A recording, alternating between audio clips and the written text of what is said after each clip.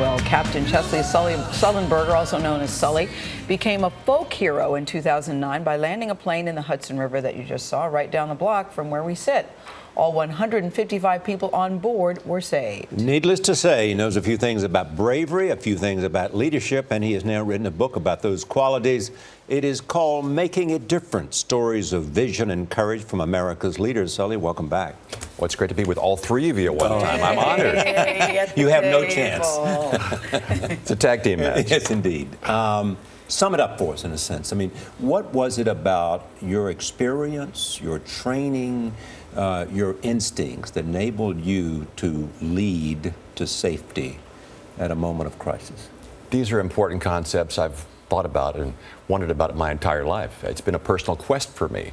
And of course, after the mind-bending 3 years that I've had to go amazing places, meet incredible people and people who have made a difference in others' lives.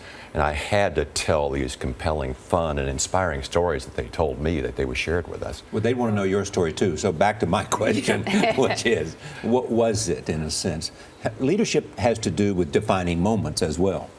It does. But, you know, it starts with core values and the willingness to actually live by them. It starts with, as many of the interview subjects in the book say, being able to check your ego at the door and do things to serve a cause greater than just your own needs.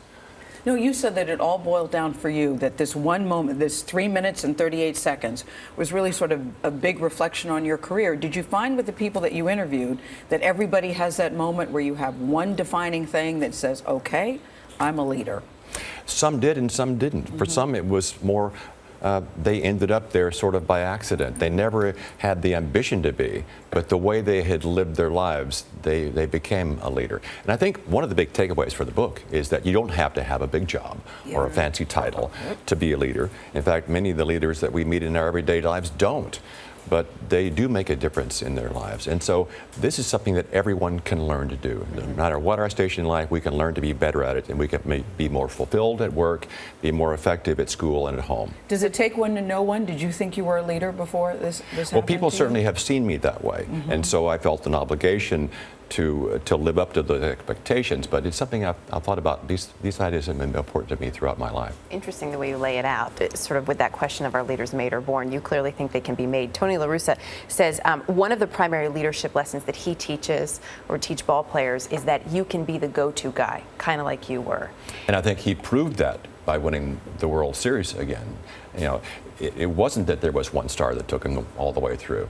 So by being able to make that personal connection with his players, by very effectively creating this sense of team where everybody has that shared sense of responsibility for the outcome, you know, he proved how effective that can be. Do you think that's harder these days? Because it feels like a lot of times we see these stories and people talk about how selfish we've all become. And yet the importance of team is what comes up again and again when you talk about a good leader. And in my in-depth conversations with Tony, who's become a friend, and I've had great access to him. He actually lives near me.